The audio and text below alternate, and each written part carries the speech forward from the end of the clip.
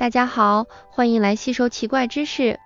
在探究饮食文化和语言的交集时，我们经常会遇到各种挑战和意想不到的问题。这些问题有时会触及深层的文化信念和语言的隐喻用法。研究鸡汤是一种失水吗？乍看之下似乎带有挑衅性，但这正提供了一个独特的视角，通过它我们可以探索鸡汤作为一种全球性饮食的多层面意义，以及失水一词在某些文化中可能的含义和来源。鸡汤这种普遍存在于世界各地厨房的温暖饮品，通常被视为疾病康复期间的慰藉食品，或是家庭聚会时的主要料理。它的制作过程简单，将鸡肉和骨头与水一同煮沸，加入各式香料和蔬菜，经过长时间熬煮后，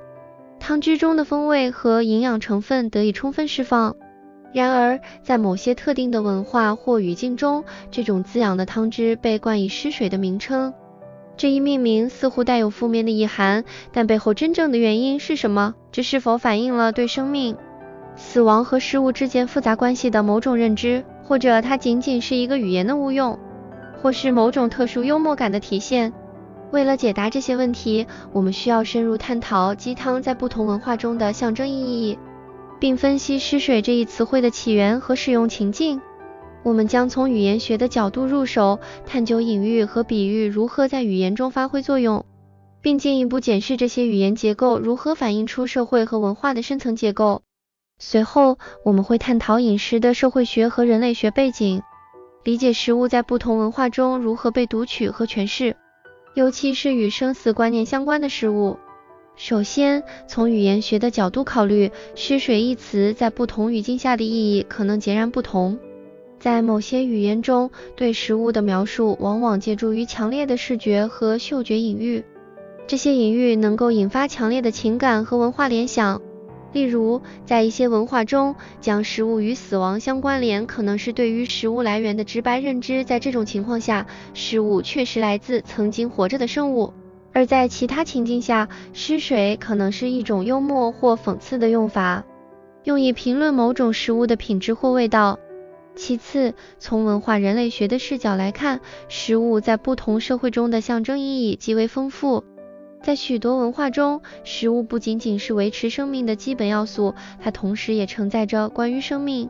健康、社会身份和宗教信仰的深层意义。鸡汤作为一种普遍存在的食品，常被赋予治疗和滋养的象征意义。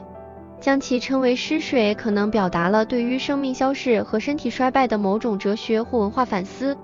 进一步来说，社会学的分析将帮助我们理解食物如何在社会互动中发挥作用，以及如何在社会结构和阶层中创造意义。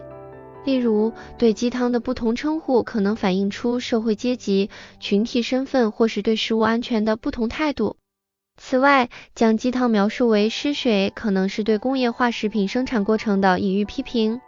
反映了对当代食品生产方式的社会和道德质疑。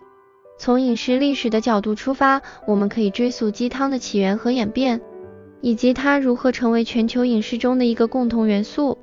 这种历史分析将展示鸡汤在不同时期和地区的变化，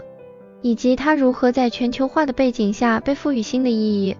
通过对上述各学科视角的整合，我们将能够深入理解鸡汤是一种失水吗？这一看似简单的问题背后的复杂性。这不仅是对食物的物理和生物属性的探讨，而是对其象征意义的深挖。在进行这一研究时，我们也必须意识到，食物的制作过程本身就是一个复杂的文化行为。在鸡汤的烹饪过程中，鸡汁的转化从一个活生生的有机体变成一锅供人享用的汤，是对生命的终结与转变的一个直接见证。这一转变的过程，在某些文化观念中可能被视作对生命尊严的一种忽视，从而引申出失水这一称谓。在这样的文化背景下，这种命名实际上可能是对生命周期的一种隐喻性反思，而非单纯的贬义或不敬。这种称呼还可能源自于对工业化肉品生产的批判。在这种生产过程中，动物往往被大量饲养，并在非人道的条件下屠宰。对于那些提倡动物权利和可持续饮食的人来说，将鸡汤称作失水，不仅是对食品本身的描述，也是对当前食品生产模式的抗议。研究这样一个问题，还能让我们思考语言如何被用来表达和传达对食物的情感连结。食物和情感之间的关系历来是人类学和社会学研究的重要主题。在某些情境中，称鸡汤为失水，可能是在表达对于失去某种亲密关系的悲伤。例如，当一个家庭成员传承的鸡汤食谱不再被使用，或者当现代生活节奏使得从零开始烹制食物的传统变得不再可行时。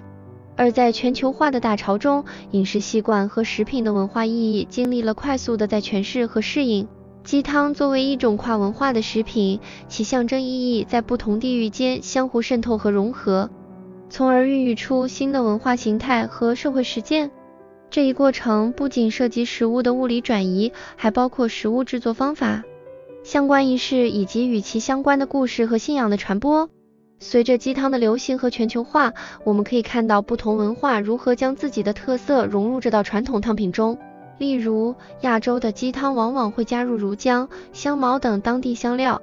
而在拉丁美洲，鸡汤可能会加入辣椒和香菜，成为一道富有当地风味的汤品。这种跨文化的融合不仅丰富了鸡汤的风味，也使它成为了一种全球化下的共同语言，一种人们共享的舒适事物。此外，鸡汤在全球化过程中的再诠释也表现在它的商业化和产品化上。超市里的即食鸡汤包装上往往印有各种各样的标签，如家传味道、自然养生等，这些标签试图唤起消费者对家庭和传统的怀旧之情。在这个过程中，鸡汤作为一种文化象征，被赋予了新的商业价值和市场定位。然而，全球化也引发了对饮食传统的担忧，特别是当它导致当地饮食实践被边缘化时。对于那些珍视鸡汤在家族和社区传统中所占位置的人来说，这种传统被标准化和工业化生产的趋势可能被视为一种文化损失。因此，失水一词在这种情境下可能是对全球化食品生产缺乏人情味和文化深度的一种隐喻性批评。我们也能进一步深入探讨了鸡汤如何超越其作为一种食品的身份，成为全球健康和福祉的象征。这一转变不仅源于鸡汤在多种文化中被视为治病的家庭疗法，也与现代科学研究支持它具有一定的营养和治疗价值有关。研究表明，鸡汤中的热液可以帮助缓解感冒的一些症状，比如堵塞的鼻子和喉咙疼痛。这种科学背书强化了鸡汤作为一种治愈食品的形象，并在全球范围内推广了这一观念。在不同文化中，鸡汤的治疗价值表现为多种形式。在亚洲，鸡汤常常与药用植物一起煮，成为强身健体的药膳。在西方，它作为舒缓感冒症状的家庭疗法而被推崇。而在许多拉丁美洲国家，鸡汤则常常在生病时作为第一道食疗选择。这些文化中对鸡汤的共同敬重，不仅来自于它的味道和营养价值，更来自于它作为家庭照顾和情感支持的象征。此外，鸡汤还被赋予了精神和情感的治愈力量。在许多文化的传说和故事中，病人喝下亲人亲手熬制的鸡汤后病愈的情节，反映了食物与爱和关怀之间深刻的联系。这种关怀和爱的表达使鸡汤成为了全球文化中一个强有力的符号，代表着家庭的温暖和对疾病的克服。然而，在这个全球健康象征的背后，也有其复杂性。在现代都市生活中，鸡汤的快速即食版本，无论是罐装还是冷冻，虽然方便，却可能缺乏传统熬制过程中的情感含量和仪式感。这种产品化的趋势引发了关于现代社会是否正在丢失某些基本人文价值的讨论。在这种情况下，失水一词的使用可能是对这种情感脱节的一种批判。在深入探讨饮食文化、语言和社会意义的交织后，我们发现鸡汤这个看似平凡的食品实际上承载着丰富的文化意涵和社会象征。从一种被称作失水的挑衅性用词，到成为全球健康和福祉的象征，鸡汤的旅程展示了食物作为文化传递者的强大力量。这一路程不仅凸显了食物与人类情感的紧密联系，也揭示了全球化如何重新塑造我们对于传统饮食的认识。在进一步的分析中，我们看到鸡汤如何从家庭厨房的疗愈汤品，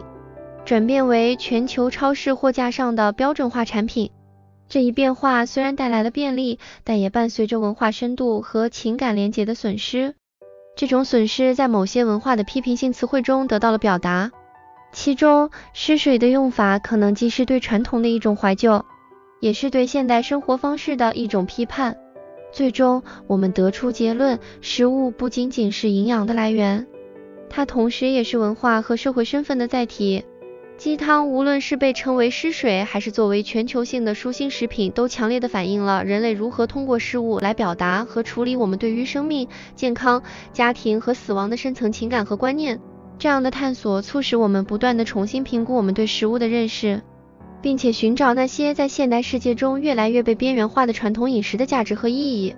在这个快节奏、高度连接的世界中，让我们不忘记那些简单的慰藉一碗热鸡汤所能带来的温暖和治愈。让我们珍视这些小小的传统时刻，它们是我们文化的精髓，是连接过去与未来的桥梁。无论世界如何变化，这些简单而强大的象征如鸡汤将继续滋养我们的身体，安抚我们的灵魂，并提醒我们，即使在最平凡的事物中，也能找到深刻的意义和美好的连结。感谢各位的观看，我们下次再见。